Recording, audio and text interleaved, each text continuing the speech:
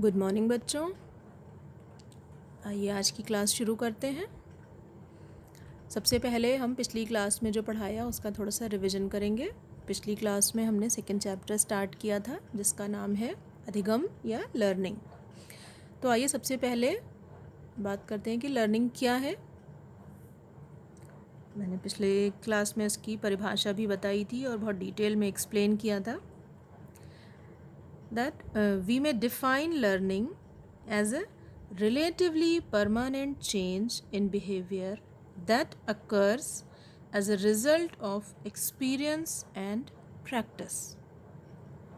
मतलब कि हमारे व्यवहार में होने वाला अपेक्षाकृत स्थायी परिवर्तन जो किसी अनुभव या अभ्यास के फलस्वरूप होता है उसे हम अधिगम कहते हैं।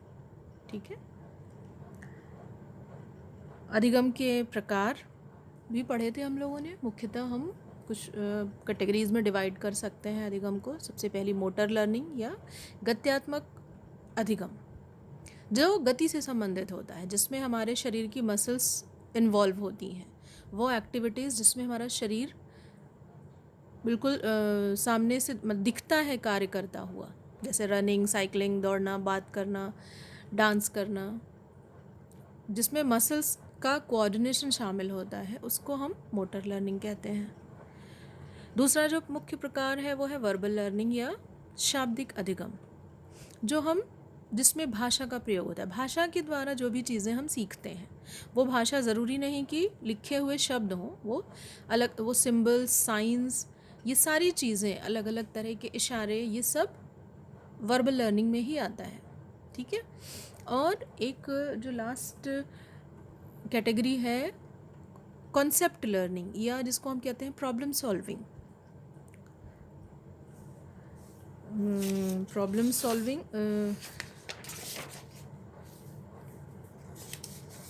मतलब समस्या समाधान एक हायर लेवल की थिंकिंग का पार्ट है, जिसमें हमारे सामने बहुत सारे ऑप्शंस प्रतिक्रियाओं के अवेलेबल होते हैं, और उनमें जो भी सब्जेक्ट है या हम कुछ सीख रहे हैं तो हमें उसमें से करेक्ट रिस्पॉन्स चुनना होता है। इसको जब हम सीखते हैं तो इसको हम प्रॉब्लम सॉल्विंग या कॉन्सेप्ट लर्निंग कहते हैं, जिसमें कि हम विभिन्न प्रकार के प्रत्ययों को सीखते हैं। ठीक है। अब आगे की बात करते हैं। नेक्स्ट टॉपिक है लर्निंग एंड मैच्योरिटी, अधिगम व परिपक्वता। तो सबसे पहले समझते हैं कि परिपक्वता क्या होती है। आप लोग फेस टू फेस सामने होते तो शायद आपसे मैं खुद ये सवाल पूछती और आप लोगों से ही जवाब जानना चाहती कि आप बताएं कि किस किस चीज़ को आप समझते हैं कि परिपक्व। बहुत कॉमन सा वर्ड है जिसको कि हम यूज़ करते हैं, लेकिन चूंकि ये तो यहाँ पॉसिबल नहीं है, सिर्फ वन वे कन्वर्सेशन है, तो इसीलिए मैं बताती हूँ। मैच्योरिटी या परिपक्वता का मतलब होता है हमारी फिज़िकल और मेंटल जो कैपेबिलिटीज़ होती हैं, शारीरिक और मानसिक जो क्षमताएं होती हैं, उनका विकास ही परिपक्वता कहलाता है। ठीक है। और अधिगम के लिए परिपक्वता का होना आवश्यक है। कोई भी पर्टिकुलर लर्निंग अगर हमको करनी है तो उससे संबंधित जो परिपक्वता है वो होनी ज़रूरी है। जैसे आप उदाहरण लें, कोई छोटा बच्चा है, आप सबने देखा होगा घर में या पास पड़ोस में या किसी रिश्तेदार में छोटे बच्चे को ग्रो करते हुए, उसको डेवलप करते हुए, तो बच्चा लगभग साल भर की उम्र के आसपास 9 महीने, 10 महीने या कोई साल भर बाद 13 महीने, 14 महीने लेता है, उसमें वो चलने लगता है। अगर आप 2 या 3 महीने के बच्चे को चलना सिखाना चाहें तो क्या वो सीख लेगा? नहीं, वो नहीं सीख पाएगा। क्यों? क्योंकि उसका जो शरीर है वह परिपक्व नहीं है, मतलब वो उतना अभी डेवलप नहीं हुआ है, उतना मज़बूत नहीं हुआ है कि वो बॉडी को संभाल सके, और चलने में जो मस्कुलर कोऑर्डिनेशन चाहिए, जो हड्डियों की मजबूती चाहिए और उनके साथ मांसपेशियों का जो कोऑर्डिनेशन चाहिए और मजबूती चाहिए, वो अभी डेवलप नहीं हुआ है। तो हम कितना भी प्रयास कर लें, हम उसको चलना नहीं सिखा सकते। तो इसके लिए लगभग 1 वर्ष, अगर हम एक एवरेज देखें तो 1 साल की जो आयु होती है उसमें उसकी मसल्स और जो बोन्स हैं, जो हड्डियां हैं, वो इतनी मैच्योर हो जाती हैं, इतनी परिपक्व हो जाती हैं, इतनी मजबूत हो जाती हैं कि उसके बाद जो है वो चलना, फिर धीरे धीरे सीढ़ी भी चढ़ना, उसके बाद दौड़ना, और वो सब सीखने लगता है। ठीक है, तो थोड़ा सा आपको समझ में आ गया होगा मैच्योरिटी का मतलब। दोनों लर्निंग और मैच्योरिटी में अंतर है। ठीक है, क्या अंतर है? मैच्योरिटी जो है वो, परिपक्वता जो है वो एक नेचुरल प्रोसेस है। ठीक है, प्राकृतिक एक प्रक्रिया है जो होती है, वो अपने समय पर होगी। उसके लिए आवश्यक जो वातावरणीय अवस्थाएं हैं, अगर वो उसको मिल रही हैं, जैसे अगर शारीरिक विकास की हम बात करें तो अगर उसको प्रॉपर न्यूट्रिशन ज़रूरत भर का मिल रहा है तो वो अपने आप हो जाएगी। उसके लिए व्यक्ति को स्वयं कोई एफ़र्ट, कोई प्रयास नहीं करना होता है। लेकिन अधिगम में व्यक्ति को प्रयास करना होता है। व्यक्ति प्रयास करता है तब वह अधिगम की प्रक्रिया होती है। उसी तरह से अगर हम देखें अभ्यास का परिपक्वता से कोई लेना देना नहीं होता है। परिपक्वता होगी, हम अभ्यास करें ना करें, परिपक्वता अपने समय पर अपने अनुरूप होगी। लेकिन अधिगम के लिए अभ्यास आवश्यक है। जितना अधिक हम प्रैक्टिस करेंगे, जितना अधिक हम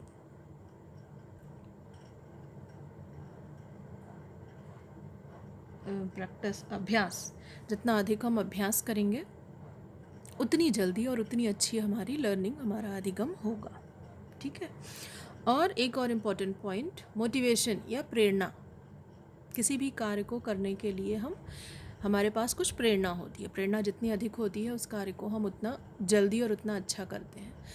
तो प्रेरणा का मैच्योरिटी पे कोई प्रभाव नहीं पड़ता है, लेकिन अधिगम पे इसका बहुत प्रभाव पड़ता है। कोई भी चीज़ सीखने के लिए जितना अधिक आपके अंदर प्रेरणा होगी, आप उतना अधिक प्रयास करेंगे, उतना अधिक अभ्यास करेंगे, और उतनी जल्दी आप उसको सीखेंगे, और अधिगम का जो आपका क्वालिटी होगी वो बहुत अच्छी होगी। और जितनी आपको प्रेरणा कम होगी या प्रेरणा नहीं होगी किसी कार्य के लिए, किसी मजबूरी, किसी एक्सटर्नल प्रेशर में आप सीख रहे हैं, तो वो उतना आपकी लर्निंग की स्पीड और उसकी क्वालिटी उतनी ही कमज़ोर होगी, उतनी ही ख़राब होगी। ठीक है, अब इस टॉपिक में अगर कोई चीज़ ना समझ में आ रही हो तो आप पूछ सकते हैं, पूछ लीजिएगा। मैं उसको और अलग अलग एग्जाम्पल से एक्सप्लेन करने की कोशिश करूँगी। फिर नेक्स्ट टॉपिक पे आते हैं। नेक्स्ट टॉपिक है अधिगम वक्र एवं पठार। आपने देखा होगा, मैंने ये नीचे पेज पे कुछ इम्पॉर्टेंट पॉइंट्स लिखे हुए हैं। अब क्लासरूम होता प्रॉपर तो ये मैं आपको बना के बताती, पर हम कोशिश करते हैं यहीं पे समझने की। आप लोगों ने ग्राफ पेपर पे वक्र बनाए होंगे, होम साइंस में भी और हाई स्कूल की साइंस में, और जिन्होंने मैथ्स पढ़ी होगी, मैथ्स में भी ये ग्राफिकल रिप्रेजेंटेशन होता है। किसी भी प्रक्रिया को, किसी भी चीज़ को ग्राफ पर प्रदर्शित करना, इससे ये फ़ायदा होता है कि एट अ ग्लांस आपको रिज़ल्ट्स समझ में आ जाते हैं। उस चित्र को देखते हुए ही आप सिर्फ एक झलक अगर आपने देखी तो आपको अंदाज़ा हो जाता है उस प्रक्रिया के बारे में कि हाँ क्या घटित हो रहा है। अब इसमें आप देखिए, जैसे ये जो लाइन होती है ये एक्स अक्ष कहलाती है, और ये जो वर्टिकल लाइन होती है, ये जो ऊपर ये खड़ी लाइन है, ये अक्ष वाई अक्ष या वाई एक्सिस कहलाता है। ठीक है, एक्स अक्ष पर अगर हम समय या प्रयास को रखें, कोई भी लर्निंग का वो हम ले लें एम, कोई भी चीज़ सीखने की जो प्रक्रिया है, अगर हम उसको इस तरह से ग्राफ पेपर पर जो है प्रदर्शित करें। तो एक्स एक्सिस पे हम समय या प्रयास रख लेते हैं कि हाँ कितने समय में व्यक्ति सीख रहा है या कितने प्रयासों में सीख रहा है, और वाई एक्सिस पे हमने क्या रखा है, अधिगम की मात्रा, कि उसने कितना सीखा। ठीक है, ये तीनों फिगर्स में 3 प्रकार के वक्र पाए गए हैं, 3 प्रकार के अधिगम के टाइप्स को इन्होंने वक्र रेखा बनाकर आपको एक्सप्लेन किया है। तो जिस तरह का अधिगम का कार्य होता है उस पर डिपेंड करेगा कि आपका वक्र कैसा बनेगा। ठीक है, पहला वक्र है आपका नेगेटिव या डिमिनिशिंग रिटर्न कर्व, जिसको हिंदी में कहेंगे ऋणात्मक वक्र रेखा। ठीक है, दूसरी है धनात्मक वक्र रेखा, पॉजिटिव या इंक्रीजिंग रिटर्न्स लर्निंग कर्व, और तीसरा प्रकार जो है वो है एस शेप्ड कर्व या एस आकार वाली वक्र रेखा। ठीक है, तो किस तरह से ये बनी है थोड़ा सा मैं आपको ये बता दूं कि एक्स एक्सिस पे समय या प्रयास है और वाई एक्सिस पे अधिगम की मात्रा है। तो जब हम जिस तरह से ये आप देख सकते हैं कि समय बढ़ रहा है, यहाँ से अगर हम इसको मिलाएं, इतने समय पर अधिगम की मात्रा इतनी है। ठीक है, समय मान लीजिए हम यहाँ पे लेते हैं, यहाँ पे बढ़ा, अगर इस इतने समय पर अधिगम की मात्रा इतनी हो गई, और समय बढ़ा इतने समय पर, अगर हम इसको एक स्केल से दोनों लाइंस को मिलाएं तो हमें पता चलेगा कि अधिगम की मात्रा इतनी हो गई। ठीक है, तो पहले अब 1 बाय 1 हम तीनों वक्र के बारे में बात करते हैं। पहली वक्र रेखा यानी ऋणात्मक वक्र रेखा में आप देखेंगे तो समय बढ़ने के साथ साथ पहले तो अधिगम की मात्रा में बहुत अधिक वृद्धि हुई, लेकिन धीरे धीरे समय के साथ ये वृद्धि की दर जो है वो कम होती गई। तो इस तरह की जो वक्र रेखा है इसको हम ऋणात्मक वक्र रेखा कहते हैं।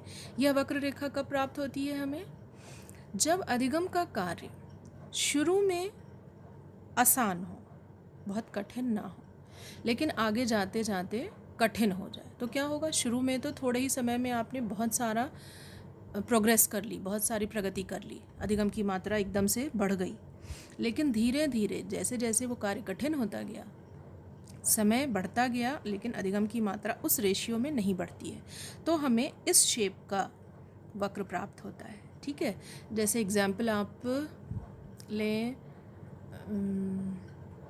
जैसे आप लोगों में से कुछ लोगों का होम साइंस भी होगा, नहीं भी होगा तो थोड़ा बहुत सिलाई जानते होंगे। सिलाई की एक वो ले लें, अगर आपको सिलाई सीखनी है, मान लीजिए अपने सूट की सिलाई सीखनी है, तो शुरू में तो आप जब सिलना सीखेंगे, सीधी सिलाई करनी है, बहुत आसानी से आप कर लेंगे।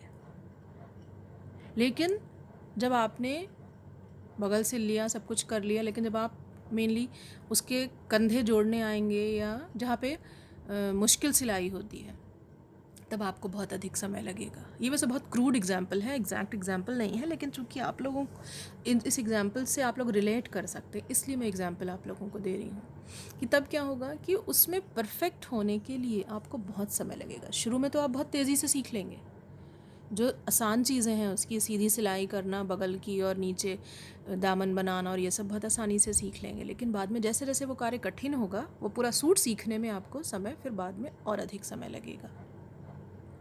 ठीक है, तो इस तरह का जब कार्य होता है, मेनली आप बस ये समझिए कि वह कार्य जो शुरू में अधिक कठिन नहीं होता है, आसान होता है और आगे जाकर कठिन हो जाता है, तो जब इस तरह के अधिगम के कार्य को हम उसको ग्राफ पेपर पे प्रदर्शित करेंगे तो हमें इस शेप की ऋणात्मक गति वाली वक्र रेखा प्राप्त होगी। दूसरी जो वक्र रेखा है धनात्मक वक्र रेखा, ये इस तरह के, इसमें आप देखें समय के साथ साथ अधिगम बहुत ही कम बढ़ रहा है, अधिगम की मात्रा बहुत कम, समय काफ़ी बढ़ रहा है लेकिन अधिगम कम बढ़ रहा है। लेकिन और आगे जाने के बाद एकदम से अधिगम की मात्रा कम समय में, कम टाइम डिफरेंस में ही अधिगम की मात्रा कितनी अधिक बढ़ गई। तो इस तरह का अधिगम वक्र हमें, इसको हम धनात्मक वक्र रेखा या पॉजिटिव या इंक्रीजिंग रिटर्न्स लर्निंग कर्व कहते हैं। ये हमें तब प्राप्त होती है जब अधिगम कार्य शुरू में बहुत मुश्किल हो, शुरू में कठिन हो, अधिक समय ले, लेकिन थोड़ा समय के बाद फिर वो अधिगम का कार्य आसान हो जाए। तो क्या होगा कि फिर आप कम ही समय में बहुत तेज़ी से प्रोग्रेस करेंगे। जैसे साइकिल सीखना मान लीजिए, आप साइकिल आप लोग में आप लोग तो चला के भी आते हो, तो आप लोगों को पता होगा कि शुरू में क्या होता है, बहुत मुश्किल होती है। उस पे 2 पहियों पे ख़ुद को बैलेंस करना, हैंडल पकड़ के बहुत मुश्किल होता है, बहुत समय लगता है। लेकिन जहाँ आपने एक बार बैलेंसिंग सीख ली, उसके बाद फिर आप बहुत तेज़ी से साइकिल सीख जाते हो और लेके सड़क पे भी निकल जाते हो। फिर मोड़ना, चलना, धीमी स्पीड, कम स्पीड, एकदम से रुकना, हर चीज़ बहुत तेज़ी से सीख जाते हो। तो इस तरह का जो कार्य होता है, जो शुरू में बहुत कठिन हो और बाद में जाके आसान हो जाए, इस तरह के कार्य को अगर हम प्रदर्शित करें ग्राफ पेपर पर, तो वह जो वक्र रेखा हमको कुछ इस आकार की प्राप्त होगी। इसको हम धनात्मक वक्र रेखा कहते हैं, ठीक है। और बहुत सारे ऐसे कार्य होते हैं जो थोड़ा सा कठिन, आसान, फिर कठिन, फिर आसान, इस तरह से मिले जुले जिनके रिटर्न्स होते हैं, तो उसमें उस तरह के कार्य में हमें एस शेप की वक्र रेखा प्राप्त होती है, ठीक है। इसको आप लोग कॉपी में लिख लीजिएगा। पहला क्वेश्चन कि परिपक्वता पर टिप्पणी लिखिए। ये एक शॉर्ट आंसर टाइप है, आप इसको लिख लीजिएगा। और दूसरा क्वेश्चन, अधिगम वक्र से आप क्या समझते हैं, चित्र सहित व्याख्या कीजिए, ठीक है। तो उसमें आप ये तीनों चित्र बनाएंगे और इसको एक्सप्लेन करेंगे जैसा कि मैंने आपको बताया है, ठीक है। और कोई चीज़ अगर नहीं समझ में आ रही होगी तो क्लास में आप पहले पूछ लीजिए, उसको क्लियर कर लीजिए, उसके बाद आप काम करिएगा कॉपी में। अब आज के लिए बच्चों इतना ही। नेक्स्ट क्लास में हम इसी से रिलेटेड एक नेक्स्ट टॉपिक है अधिगम का पठार, उसके बारे में बात करेंगे और फिर आगे चलेंगे। ओके।